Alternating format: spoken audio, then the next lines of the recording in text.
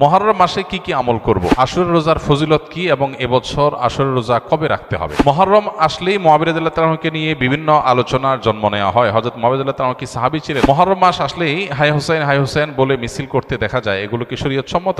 মুহররম মাসে কি কি আমল করব? মুহররম মাস শুরু হয়েছে আমরা জানি। মুহররম মাসের সবচেয়ে গুরুত্বপূর্ণ আমল হলো বেশি বেশি নফল রোজা রাখা। কারণ নবী করিম সাল্লাল্লাহু আলাইহি ওয়াসাল্লাম বলেছেন, আফদালুস সিয়াম বা'দা রমাদান শাহরুল্লাহিল মুহাররম। আল্লাহর কাছে রমজানের পরে সবচেয়ে শ্রেষ্ঠ রোজা হলো কোন মাসের রোজা? আল্লাহর মাস মুহররম মাসের রোজা। মুহররম মাসকে নবীজি বলেছেন কার মাস? আল্লাহর মাস। সব মাসই আল্লাহর, কিন্তু এটাকে আল্লাহর মাস বলে নবীজি সাল্লাল্লাহু আলাইহি সাল্লাম ইঙ্গিত করেছেন এই মাসটা বিশেষ কারণে মর্যাদাপূর্ণ। তাহলে আমরা আজকে যে মাসটাতে প্রবেশ করলাম, এই মাসটা একটা মর্যাদাপূর্ণ মাস। সম্মানিত 4 মাস সম্পর্কে কোরআন যে ধারণা দিয়েছে আমাদেরকে, আল্লাহ বলেছেন, ইন্না ইদ্দাতাশ শুহুরি ইনদাল্লাহি 12 শাহরান ফি কিতাবিল্লাহি ইয়াওমা খালাকাস সামাওয়াতি ওয়াল আরদ মিনহা আরবাআতুন হুরুম। নবমণ্ডল ভূমণ্ডল সৃষ্টির দিন থেকেই বছরের গণনা হয় 12টা মাস দিয়ে। এর মধ্যে 4টা মাস হলো সম্মানিত। এই যে 4টা মাসকে আল্লাহ সম্মানিত বলেছেন, এই 4টা সম্মানিত মাসের মধ্যে একটা হলো মুহররম। বরং 4টা সম্মানিত মাসের মধ্যে সবচেয়ে বেশি সম্মানিত যেটা, সবচেয়ে শ্রেষ্ঠ মাস যেটা, সেটা হলো কোন মাস? মুহররম মাস। এজন্য মাস হিসাবে রমজানের পরে সবচেয়ে মর্যাদাপূর্ণ মাস হলো কোনটা? মুহররম মাস, যেটা আমরা ইতোমধ্যে শুরু করেছি বা যে মাসে আমরা প্রবেশ করেছি। তো এই জন্য এটাকে আল্লাহর মাস বলা হয়েছে। এই মাসে বেশি বেশি নফল রোজা রাখতে হয়। নফল রোজা নিয়ে অবশ্য আরেকটা হাদিস আছে, এর সাথে বাহ্যিক দৃষ্টিকোণ থেকে কন্ট্রাডিক্টরি মনে হয়। সেটা হলো আমাদের আয়েশা রাদিয়াল্লাহু তাআলা থেকে বর্ণিত, নবী সাল্লাল্লাহু আলাইহি সাল্লাম এর ব্যাপারে তিনি বলেছেন, মা রাআইতু রাসূলুল্লাহ সাল্লাল্লাহু আলাইহি সাল্লাম ইস্তাকমালা সিয়ামা শাহরিন কাত্তু ইল্লা ফি রমাদান ওয়া মা রাআইতুহু আকসারা সিয়ামা মিনহু ফি শাবান। অর্থাৎ আমাদের আয়েশা বলেছেন রাদিয়াল্লাহু তাআলা আনহা, যে আমি নবী করিম সাল্লাল্লাহু আলাইহি সাল্লামকে পুরো মাস রোজা কমপ্লিট করতে দেখছি এক মাসে, শুধু ছিল রমজান মাস, যে পুরো 30 দিন রোজা রাখছেন। এটা শুধু দেখেছি কোথায়? রমজান মাস। আর রমজান মাস ছাড়া সবচেয়ে বেশি, মাসের বেশিরভাগ দিন রোজা রাখছেন দেখছি যে মাসে, সেটা হলো শাবান। তাহলে এই হাদিস থেকে বোঝা গেল শাবানে বেশি রোজা রাখতে হবে। আবার আমরা একটু আগে হাদিস শুনলাম, রমজানের পরে সবচেয়ে শ্রেষ্ঠ রোজা রাখার মাস হলো মুহররম মাস। নফল রোজার শ্রেষ্ঠ মাস মুহররম মাস, হাদিস থেকে বোঝা যায়। তাহলে রাসূল সাল্লাল্লাহু আলাইহি ওয়াসাল্লামের আমল একরকম, হাদিস আরেক রকম।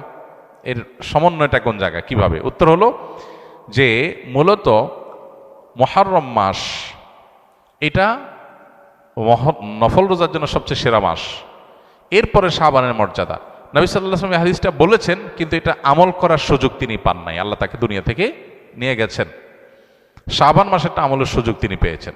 তাহলে নফল রোজার জন্য সবচেয়ে আদর্শ মাস এটা, সেই হিসাবে বেশি বেশি এই মাসে নফল রোজা রাখা দরকার। আল্লাহ যাদের তৌফিক দিয়েছে, মুহররম মাস উপলক্ষে আমরা 2-4টা হলো রোজা রাখা দরকার। এখানে আমরা যারা আছি, বেশিরভাগ মানুষই হয়তো এমন মুহররম মাসে আশুরা রোজা রাখা ছাড়া আর অতিরিক্ত রোজা, হয়তো যারা সোম বৃহস্পতিবার রাখছেন, আইয়াম বীজ রাখেন, এটা হয়তো রাখছেন, মুহররম মাস হিসাবে রোজা রাখার সুযোগ বেশিরভাগ মানুষের হয়নি।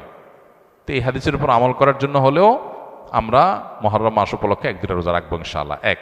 দ্বিতীয়ত, মুহররম মাসটা সম্মানিত 4 মাসের একটা। সম্মানিত 4 মাসের বিধিনিষেধগুলো এখানে চলে আসবে। সম্মানিত 4 মাসে যুদ্ধ বিগ্রহ করা নিষেধের সম্পর্কে আয়াত আছে, যদি অনেক আলেমদের মতো এটা মানসুখ হয়েছে। আবার সম্মানিত মাস হিসাবে আল্লাহ তাআলা বলেছেন, ফালা তাজলিমু ফিহিন্না আনফুসাকুম, এই মাসগুলোতে তোমরা নিজেদের প্রতি অবিচার করো না। পাপাচার থেকে বাঁচার জন্য এটা বিশেষভাবে যত্নশীল হতে হবে। ইবাদত বন্দেগী রুটিন কাজগুলো বিশেষ আন্তরিকতার সাথে করতে হবে। এটা হলো মুহররম মাসের করণীয়। এছাড়া মুহররম মাসের মধ্যে আশুরার দিনটা আছে, সেই উপলক্ষে বিশেষ করণীয় আছে আশুরা রোজা রাখা। আশুরা রোজা রাখা এবং আল্লাহ তাআলার শুকর আদায় করা মুসা আলাইহিস সালামের বিজয়ের কারণে 2টা রোজা রাখা সুন্নাত আশুরাকে কেন্দ্র করে। এ হলো মুহররম মাসের করণীয়। এর বাইরে মুহররম মাসকে কেন্দ্র করে অনেক করণীয় আমাদের সমাজে আছে, যেগুলো একটাও কোরআন বা হাদিস দ্বারা প্রমাণিত নয়। আশুরা রোজার ফজিলত কি এবং এবছর আশুরা রোজা কবে রাখতে হবে? আশুরা রোজার ফজিলত সম্পর্কে আমরা সবাই কম বেশি জানি। নবী করিম সাল্লাল্লাহু আলাইহি সাল্লাম থেকে প্রসিদ্ধ হাদিস রয়েছে, সহিহ মুসলিমে বর্ণিত হয়েছে। আবু কাতাদা রাদিয়াল্লাহু তাআলা বর্ণনা করেছেন যে নবীজি ইরশাদ করেছেন, সিয়ামু ইয়াউমি আশুরা আহতাসিবু আলাল্লাহি আন ইউকাফিরাস সানাতাল্লাতী ক্বাবলাহ। আশুরার রোজার ব্যাপারে আল্লাহর প্রতি আমার ধারণা হলো যে এর মাধ্যমে 1 বছর পূর্বের গুনাহ আল্লাহ তাআলা মাফ করে দিবেন। এবং আশুরার এই রোজা এটা কতদিন যাবৎ পৃথিবীতে রাখা হচ্ছে, সেটার উত্তর হলো মুসা আলাইহিস সালামের সময় থেকে রাখা হচ্ছে।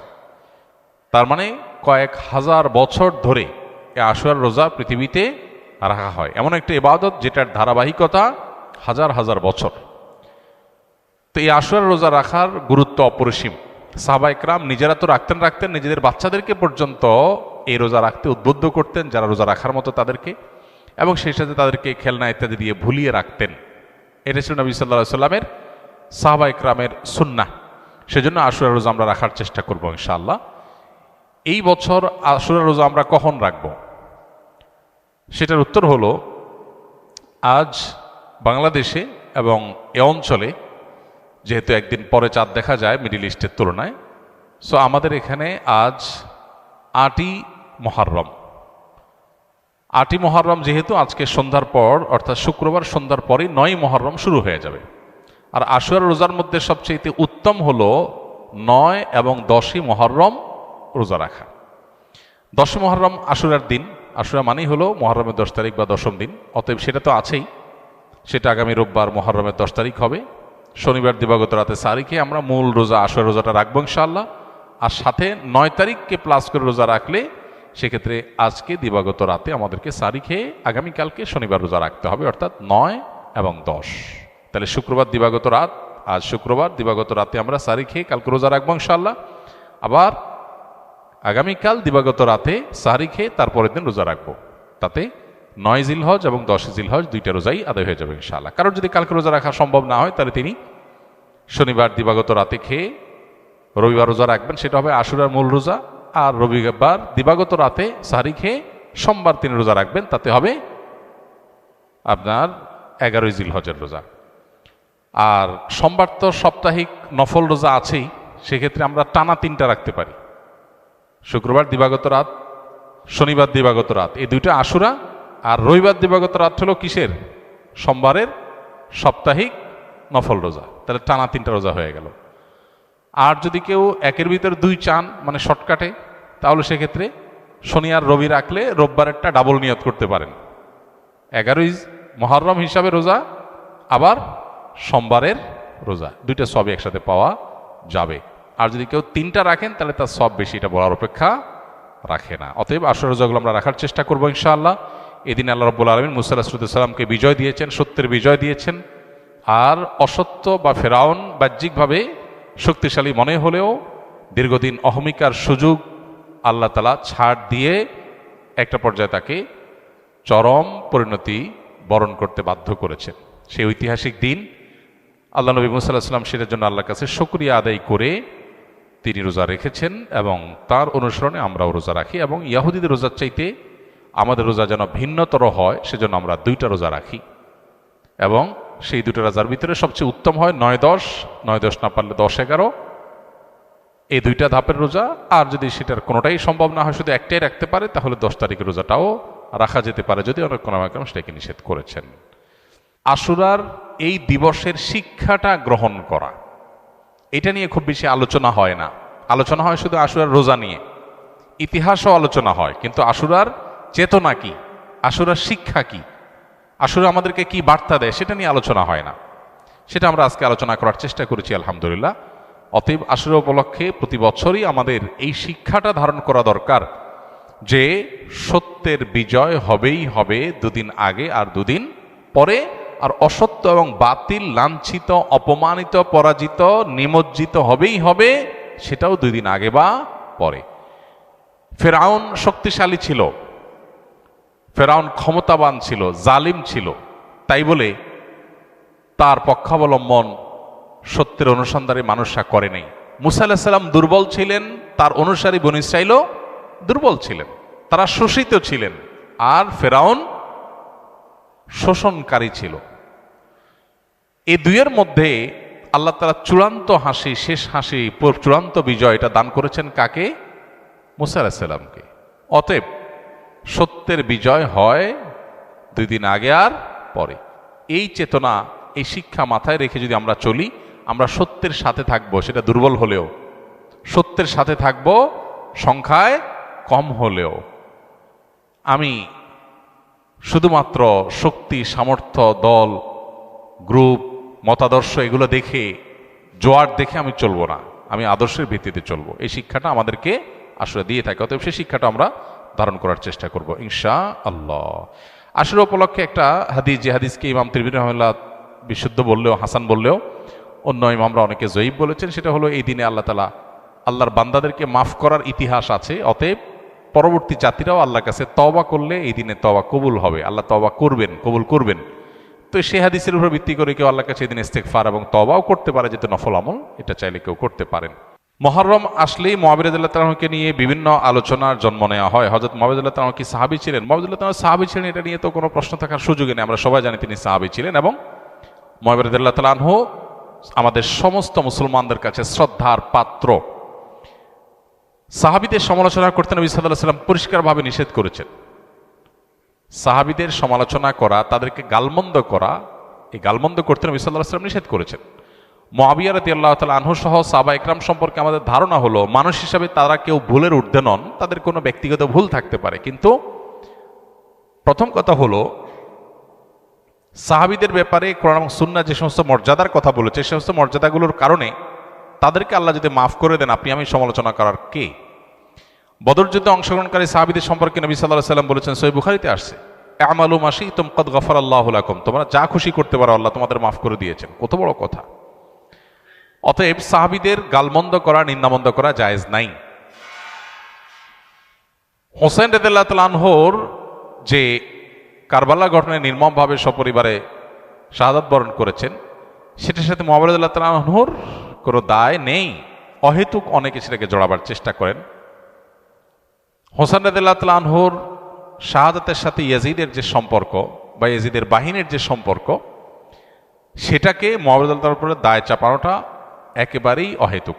হ্যাঁ, মুআবিয়া রাদিয়াল্লাহু তাআলা আনহু তার ছেলেকে দায়িত্ব দিয়েছেন, দায়িত্বে রেখেছেন, এটা তার ইজতিহাদ, এটা তার ভুল, এটা তার গবেষণা, এটা তিনি মনে করেছেন যে এরকম হলে ভালো হতে পারে। হয়তো বা বাস্তবে সেটা ভুল হতেও পারে, কিন্তু এটা গবেষণা। গবেষণাগত ভুলের জন্য কেউ কোনো মুস্তাহিদ সমালোচনার যোগ্য, গালমন্দ অন্তত করার উপায় বা সুযোগ থাকে না। বিদায় মুআবিয়া রাদিয়াল্লাহু তাআলাকে নিয়ে আমাদের ধারণার পরিবর্তন হওয়া উচিত। আমাদের সমাজে দেখা যায় মুহররমের 10 তারিখ আসলেই অনেক রেডিও চ্যানেলে, অনেক মিডিয়াতে মুআবিয়ার সমালোচনা করা হয়। এটা সুস্পষ্টভাবে শরিয়ার লঙ্ঘন, নবী সাল্লাল্লাহু আলাইহি ওয়াসাল্লামের হাদিসের লঙ্ঘন। একজন ইমানদার সেটা করতে পারেন না। পুত্রের কোনো কর্মকাণ্ডের জন্য গণহারে বাবাকে দায়ী করা, এটা একেবারেই অনুচিত কাজ। মুহররম মাস আসলেই হাই হুসাইন বলে মিছিল করতে দেখা যায়, এগুলো কি শরীয়ত সম্মত? এগুলো সুস্পষ্ট বিদআত। মুহররম মাসের সাথে এই হাই হুসাইন করার কোনো সম্পর্ক নাই। তাছাড়া হোসেন রাদিয়াল্লাহু তাআলা আনহুর মৃত্যুতে আমরা প্রত্যেকটা মানুষ ব্যথিত এবং তার হত্যাকারীদেরকে আমরা ঘৃণা করি, কিন্তু এবং তাদের নির্মম শাস্তি আল্লাহর কাছ থেকে আমরা আশা করি, দোয়া করি। কিন্তু সেই সাথে তাকে ঘিরে সারা বছর জুড়ে বা যুগ যুগ ধরে এই শোক পালন করা, শতাব্দীকে শতাব্দী পর শোক পালন করা, এটা শরিয়ার কোনো বিধান নয়। শরিয়ার বিধান হলো লা ইহদাদা ফাওকা সালাসাতি আইয়াম, 3 দিনে বেশি কোনো শোক পালন করা চলবে না। বিধায় আমরা তার শোকে মুহ্যমান, তার ব্যথায় ব্যথিত, কিন্তু এর মানে এই না যে আমরা এটা বছর বছর পালন করে যাব। ইহুদি খ্রিস্টানদের অনুকরণে তারা যেরকম প্রত্যেক বছর বছর দিবস পালন করার অংশ হিসেবে এগুলো করে থাকে, এটা ইসলামের কালচার না, মুসলমানদের কর্মকাণ্ড নয়। নবী সাল্লাল্লাহু আলাইহি ওয়াসাল্লাম ওয়াফাতের পরও এরকম বছর বছর কোনো শোক পালন সাহাবীরা কেউ করেননি। বর্তমানে আহলে কোরআন আমাদেরকে বলে যে হাদিস মানার দরকার নাই। আমার বন্ধু ফিতনায় জড়িত, যদি কিছু বলতেন। আহলে কোরআন যাদের নিজেদেরকে বলে, এরা মূলত মুনকেরে হাদিস, মানে হাদিস অস্বীকারী। যদি কেউ হাদিসকে টোটালি অস্বীকার করে, সে মুসলমান থাকে না। আমাদের সমাজে এই টাইপের মানুষ এখন ভরে গেছে। অনেক লোক আছে, তারা কোরআনের কিছু আয়াতের অংশ বিশেষ এনে সাধারণ মানুষকে বিভ্রান্ত করে। তারা যে সমস্ত আয়াতগুলো সবচেয়ে বেশি কোট করে, এর ভিতরে একটা আয়াত হলো ফাবিআইয়ি হাদিসিন বা'দাহু ইউমিনুন, এই কোরআনের পরে আবার কোন হাদিসের প্রতি ঈমান আনতে হবে। এখানে হাদিস বলতে রাসূলের হাদিসকে তারা বোঝায়, অথচ এখানে এই আয়াতের প্রেক্ষাপট, আগপাস কোনো কিছু দেখা দেখি নাই তাদের। এখানে মূলত কি বোঝানো হয়েছে, কোরআন বাদে অন্য যে সমস্ত বিষয়গুলোকে, যে সমস্ত কথা এবং পুঁথি, যে সমস্ত পুস্তক, গল্প, যে সমস্ত সহিফা, যে সমস্ত কথা লেখনী, এগুলোকে মক্কার মুশরিকরা বা কাফেররা যেগুলোকে বিশ্বাস করত, সেগুলোকে ইঙ্গিত করা হয়েছে যে কোরআন বাদ দিয়ে আর কোনটার প্রতি ঈমান আনবে। সেখানে তারা এখানে কোরআনের বিপরীতে হাদিস বলতে এখানে একবারে হাদিস শব্দ বলতে ওই হাদিসের রাসূলকে তারা বোঝাচ্ছে। অথচ হাদিসটা এখানে মক্কার মানুষের মধ্যে বহু ধরনের হাদিসের প্রচলন ছিল। হাদিস বলতে এই রাসূল আকরাম সাল্লাল্লাহু আলাইহি ওয়াসাল্লামের হাদিস না, পূর্বের যুগের বিভিন্ন সহিবা, বিভিন্ন জায়গা থেকে পাওয়া গল্প, এগুলোর বই, পুস্তিকা, লেখনী, এগুলো তারা পাঠ করতো কোরআনের বিপরীতে। সেইটাকে ইন্ডিকেট করা হয়েছে বা সেই জাতীয় বিষয়গুলোকে ইঙ্গিত করা, অথচ সেটা বাদ দিয়ে এখানে হাদিসকে ইঙ্গিত করা হচ্ছে। এটা 2 মিনিট 1 মিনিটের বক্তব্যের বিষয় না, এটা নিয়ে আমাদের 1 ঘন্টার উপরে বক্তব্য আছে। এটা নিয়ে বহু বই লেখা হয়েছে।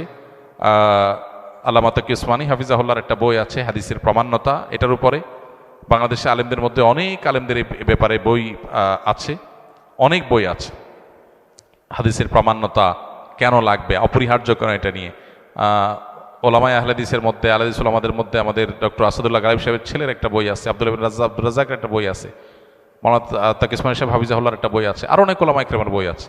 এই বইগুলো এক একটা মুক্তানা মাশাআল্লাহ তুষ্ট হওয়ার মতো।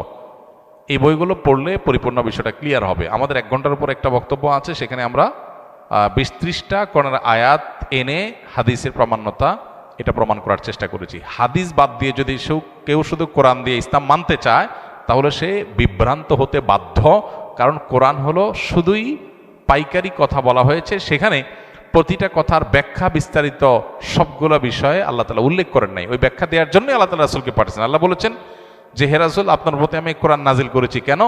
লিতুবাইয়িনা লিন-নাসি মা নুযিলা ইলাইহিম, যাতে করে আপনার প্রতি যা নাজিল হয়েছে, আপনার কাছে যা নাজিল হয়েছে এগুলো লিতুবাইয়িনা লিন-নাস, যেন মানুষকে এগুলোর ব্যাখ্যা আপনি করে দেন। এই ব্যাখ্যাটাই হলো হাদিস। এখন কেউ যদি বলে কোরআন নিলাম ব্যাখ্যা নিলাম না, হাদিস নিলাম না, তাহলে সে কোরআনেরই এক অংশ নিল, আরেক অংশ নিল। আল্লাহই বলছেন যে আমি নাজিল করেছি আপনার কাছে। কেন? ডাইরেক্ট দিতে পারতাম তো, জিবরাইলকে দিয়া কোরআন পাঠিয়ে দিতে পারতাম। আপনার কাছে কেন নাজিল করলাম? যাতে করে লিতুবাইয়িনা লিন-নাসি মা নুযিলা ইলাইহিম, যাতে আপনি ব্যাখ্যা করে দিতে পারেন। তার এই ব্যাখ্যাটাই হলো কি? হাদিস। অতএব কে এক অংশ মানলো আরেক অংশ মানলো না, মানে সে কোরআনকে কি করলো? অস্বীকার করলো। এটা অনেক বড় একটা ফিতনার বিষয়। আমাদের অনেক জেনারেল শিক্ষিত ভাইয়েরা এই ফিতনায় পতিত হচ্ছে, বিশেষ করে যারা নফসের পূজারী, যারা আত্মপূজারী, এই মানুষগুলো বিভ্রান্ত হচ্ছে। কারণ কোরআন মানলে হাদিস অস্বীকার করলে একটু ফাঁকিঝুঁকি দেওয়াটা সহজ হয়। কোরআন তো পাইকারি, সেখানে দেখা গেছে যে অনেক হারামের বিশদ বিবরণ নাই, আল্লাহ মৌলিক নীতিমালা বলে দিয়েছেন। আল্লাহ বলেছেন ওয়া ইউহাররিমু আলাইহিমুল খাবায়েস, নোংরা জিনিসগুলো আল্লাহ হারাম করে দিয়েছেন। এখন একজন মানুষ বলতেছে আমার কাছে সাপ কেঁচো এগুলো তো নোংরা মনে হচ্ছে না, ভালোই লাগতেছে, আমি খাই, তো সে এটা হালাল বানায় ফেললো। হাদিস যখন মানে তখন এগুলোর ব্যাখ্যা ডিটেইল হাদিসে পাওয়া যায়। অনেকেই আছে যে হারাম কাজ করার জন্য এটাকে একটা শর্টকাট রাস্তা বের করেছে। অনেক নাস্তিকদের একান্ত ঘরোয়া আলাপ নানাভাবে আল্লাহর কুদরতে আমাদের সামনে চলে আসছে, তাদের অসতর্কতা বশত বা যেভাবেই হোক সেগুলো আমাদের কাছে চলে আসছে। সেগুলোতে পরিষ্কারভাবে দেখা যায় যে নাস্তিকদের প্ল্যান হলো বা ইসলাম শত্রুদের প্ল্যান হলো যে ইসলামকে সরাসরি ধ্বংস করার তাদের যে প্ল্যান আছে, সেটা পাশাপাশি প্ল্যান বির অংশ হিসাবে মুসলমানদের মধ্যে এই জাতীয় শয়তানিগুলোকে বিভিন্নভাবে প্যাট্রোনাইজ করে টিকিয়ে রাখা, বিভ্রান্ত করা মুসলমানদের মধ্যে। এটা একটা বড় ফিতনা, যেটা অমুসলিম বা ইসলাম বিদ্বেষীরা, ইসলামের শত্রুরা, তারা প্যাট্রোনাইজ করে ফান্ড দিয়ে তারা এটাকে টিকিয়ে রাখে। অর্থাৎ হাদিস দরকার কি? কোরআনই তো যথেষ্ট। মূলত হাদিস কোরআন কোত্থেকে পাইছি আমরা? কোরআন নবী সাল্লাল্লাহু আলাইহি সাল্লাম থেকে, সাহাবা একরাম থেকে যে পাইপলাইন দিয়ে বা যে রুট দিয়ে কোরআন আসছে, হাদিস একই রুট দিয়ে আসছে। আপনি একটাকে অস্বীকার করলে কয়দিন পর আরেকটা অস্বীকার করা লাগবে। হাদিস সংরক্ষণের ইতিহাস সম্পর্কে যারা জানে না তারা এটা নিয়ে সন্দেহ করতে পারে। সংরক্ষণের ইতিহাস জানলে হাদিস, বিশুদ্ধ হাদিস গ্রহণ করার ক্ষেত্রে কারোর ন্যূনতম সন্দেহ আসার সুযোগ থাকবে না। মূলত এই রাস্তাটা খোলা হয়েছে হাদিস একসময় কোরআনকে অস্বীকার করার জন্য।